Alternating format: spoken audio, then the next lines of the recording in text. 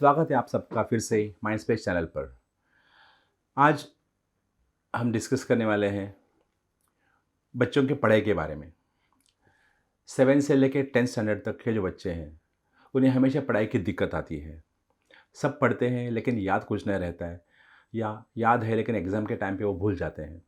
तो इस हिसाब से पढ़ाई का क्या क्राइटेरिया है? The art of studying to remember and get good grades in exams, यह हमारा आज का टॉपिक है। हो सकता है इसके में एक 2-3 वीडियोज़ आ जाए इसके बाद। और मैं जितना हो सके उतना पढ़ाई सिंप्लीफाई कैसे करनी चाहिए और कैसे उसको पढ़नी चाहिए, इसके बारे में आज बात करूँगा। स्पेशली 8, 9 और 10 स्टैंडर्ड चलने के लिए ये ज़रूरी हो जाएगा मुझे लगता है। और अगर आप फॉलो करते हैं ये इंस्ट्रक्शंस मेरे और नॉलेज लेते ही है मेरे से, तो आपका पढ़ाई शायद अच्छा हो जाए। तो लेट अस स्टार्ट।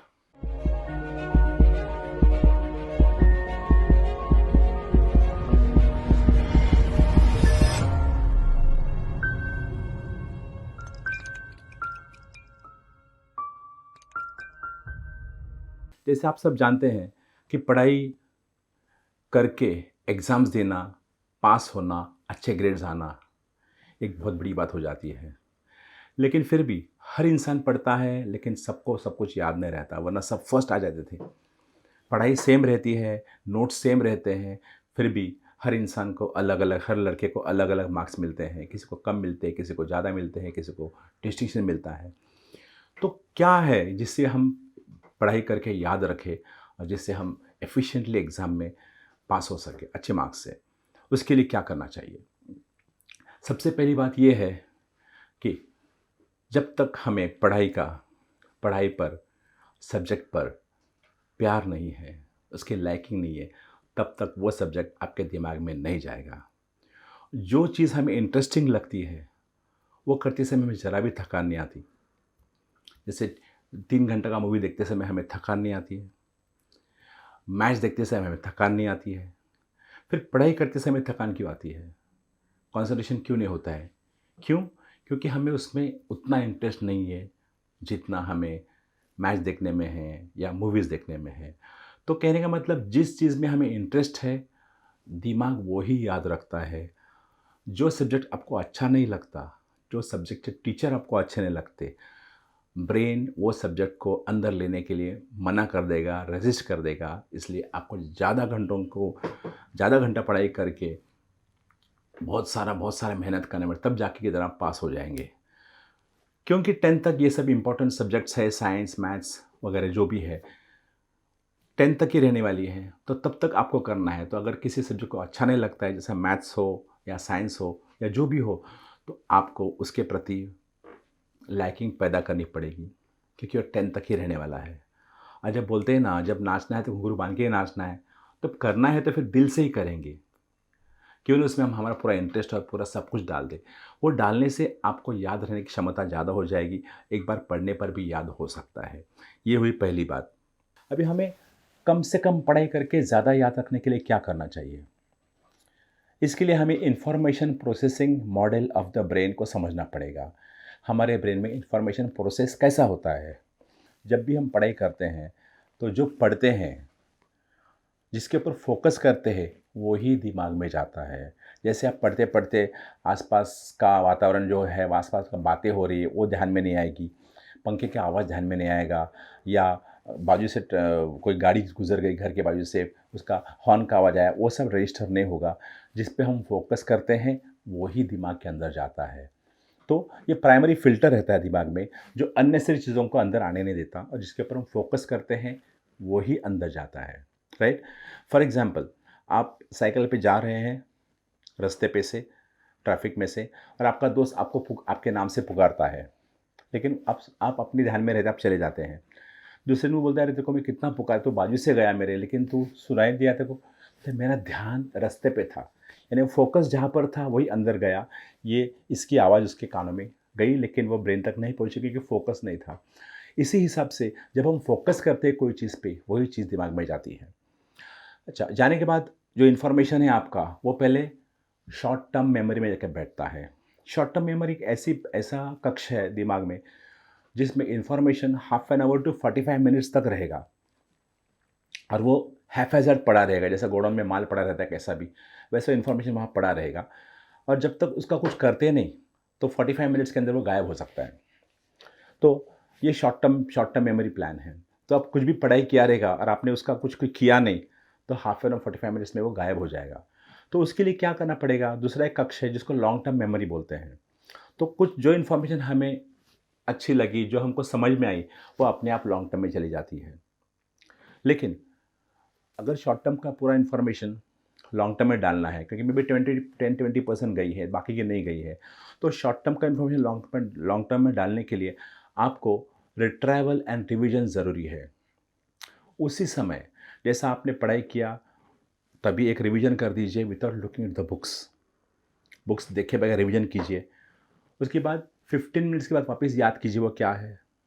फिर हाफ एन आवर के बाद वापस याद कीजिए वो इन्फॉर्मेशन क्या था, विदाउट सीइंग द बुक।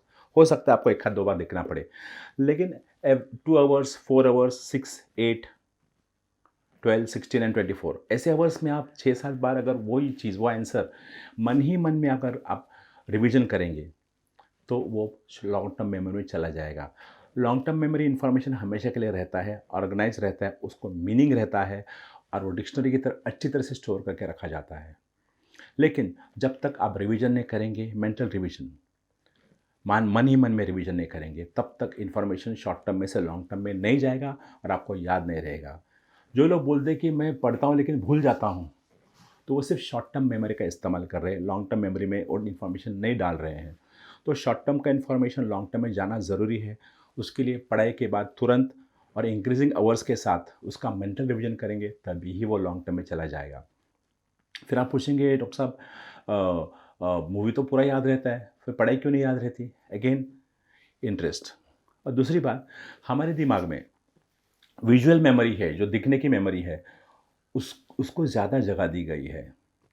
हाँ, जैसे अगर आप ट्रायंगल बनाओगे, तो सबसे ज़्यादा स्पेस ट्रायंगल की विजुअल मेमोरी को दी है। तो जो हम देखते हैं वो हम कभी नहीं भूलते। कोई एक्सीडेंट देखा हुआ हम कभी नहीं भूलते, राइट? तो वो विजुअल मेमोरी बहुत अच्छी रहती है। जो जो छात्र विजुअल मेमोरी का इस्तेमाल करते पढ़ाई करते समय, उनको ज़्यादा याद रहने के चांसेस है। उसके बाद आता है ऑडिटरी मेमोरी, यानी सुनने की क्षमता वाली मेमोरी। तो जो हमने कभी सुना है वो हम कभी भूलते नहीं है। हम बोलते हैं उसने मुझे ये शब्द कैसा कहा, मैं ज़िंदगी भर नहीं भूलूंगा कि उसने मुझे ऐसा कहा। तो ये याद रहता है। तो लेक्चर्स में जो सुनते हैं वो याद रहने का चांसेस ज़्यादा रहता है। हम जो बार बार सुनते हैं वो हमें जल्दी याद रहता है। तो इस हैसियत से आज के मोबाइल के ज़माने में मैं ये कहूँगा कि आप अपने आंसर्स मोबाइल पे रिकॉर्ड कर दीजिए जो अच्छे नहीं आते हो, और गाना सुनने से अच्छा है कि वो 10-15 बार सुन लीजिए, तो आपका मेंटल रिवीजन होके लॉन्ग टर्म में चला जाएगा, फिर आपको एग्जाम में दिक्कत नहीं आएगी, राइट? और उसके सबसे छोटी जगह है रीडिंग के लिए। रीडिंग कर के इतना याद नहीं रहता जितना ये विजुअल और ऑडिटरी मेमोरी से याद रहता है। इस तरह की पढ़ाई करेंगे आप, तो आपको ज़्यादा याद रहेगा और आप एग्ज़ाम में अच्छे मार्क्स ला पाएंगे, राइट? और एक बात बताना चाहता हूँ मैं, हमारे जो ब्रेन है वो 3 in 1 ब्रेन है। 3 in 1 का मतलब क्या? 3 ब्रेन एक साथ है हमारे पास। तो सबसे पहला है रेप्टिलियन ब्रेन। रेप्टाइल्स है, जो लिजर्ड्स है या जो भी है, इनका ब्रेन जो रहता है, उनका काम क्या रहता है? या तो भक्ष को पकड़ना, या तो डर लगा तो भाग जाना। ये उनका काम रहता है, राइट? स्नेक्स का भी वही काम है, राइट? तो वो बेसिक ब्रेन है वो, राइट? तो कोई भी थ्रेट आया तो वहाँ से पलायन कर देते हैं, और फूड दिखा तो उस पर ले लेते हैं। तो ये तो हमारे अंदर भी, हम भी वो करते हैं, राइट? तो हमारे अंदर वो ब्रेन तो है ही। दूसरा ब्रेन जो हमारे अंदर है वो है इमोशनल ब्रेन। कोई चीज़ जब होती है तो इमोशनल हो जाते हैं, हम रोते हैं, हंसते हैं, कभी दुखी हो जाते हैं, कभी ओवर एक्साइटेड हो जाते हैं, और उसके हिसाब से वो एक अलग ब्रेन हो जाता है हमारे अंदर। और तीसरा ब्रेन है मेमोरी ब्रेन, जो बुद्धिमत्ता वाला ब्रेन, याद रखने वाला ब्रेन, कॉर्टिकल ब्रेन जिसको बोलते हैं। तो इसका काम है मेमोरी में याद रखना सब कुछ, और आत्मसात करना। ये तीनों ब्रेन हमारे अंदर होने की वजह से तीनों का तालमेल होना ज़रूरी है।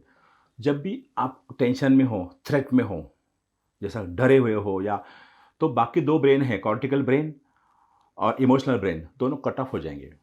पूरी एनर्जी आपको बचाने में लगी जाएगी। तो यहाँ तो भाग जा, या तो फाइट कर, या कुछ कर, पूरी एनर्जी उसमें चली जाएगी, राइट? और ज़्यादा इमोशनल रहेंगे तो ये दो ब्रेन की मेमोरी चली जाएगी, मेमोरी वाला ब्रेन एंड प्रिमिटिव ब्रेन चला जाएगा, और पूरी एनर्जी आपकी इमोशंस में डाल दी जाएगी। और तो तभी इस समय ऐसे समय पे दिमाग में कुछ नहीं जाएगा आपका।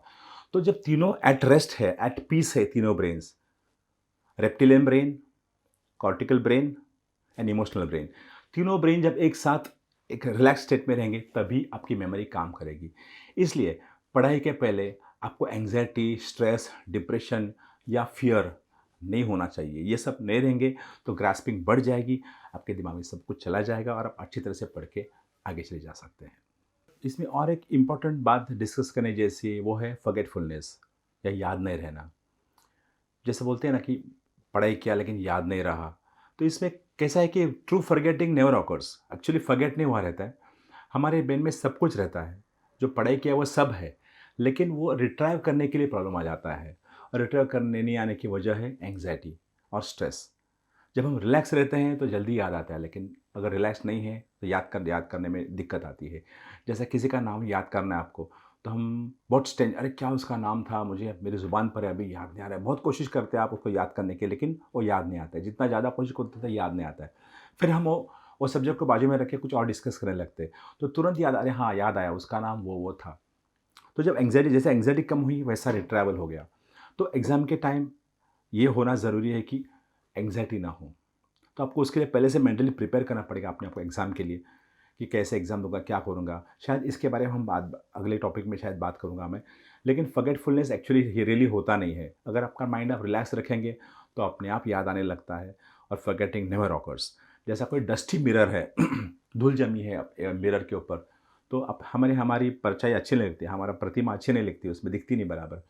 इसका मतलब ये नहीं कि आईना ख़राब है, आपको सिर्फ वो धूल हटाने की देरी है, तो आपको दिखाई देगा। तो ब्रेन के अंदर जो पड़ा है वो सब रहता है, याद रखिए। सिर्फ हमको रिट्राइव करने के लिए उस समय रिट्राइव नहीं होता है, याद नहीं आता है, या हम क्वेश्चन को गलत तरह से लेके कुछ और ही लिख के आ जाते हैं। तो इसके हिसाब से फॉरगेटफुलनेस के ऊपर ध्यान मत दीजिए, सिर्फ अपने आप को रिलैक्स रखिए, स्पेशली एग्ज़ाम के टाइम। और हो सकता है उसके लिए आप एग्ज़ाम के पहले 15 दिन से ही आँख बंद करके अपने आप को एग्ज़ाम के सिनेरियो में ढाल दीजिए, उधर बैठिए और एग्ज़ाम लिखना चालू करिए। 10-15 दिन पहले आप रोज़ ये करेंगे मन ही मन में रात को सोने से पहले, तो ब्रेन को लगेगा कि ये तो रोज़ एग्ज़ाम दे रहा है, इसलिए एग्ज़ाम के दिन आपको एंग्ज़ायटी कम आएगी। ये और ऐसे बहुत सारी चीज़ें डिस्कस करने जैसी है, लेकिन एक ही सेशन में सब नहीं होगा। हो सकता है कि कुछ और टॉपिक के ऊपर मैं आगे आपके लिए पेश करूँगा ये सब। And thank you very much for today's session. आप ये सब बातें याद रखिए, हो सकता है आपको इसमें से कुछ फ़ायदा हो। और अगर अच्छा लगे एक वीडियो तो आप लाइक कीजिए, शेयर कीजिए, सब्सक्राइब कीजिए। Thank you very much.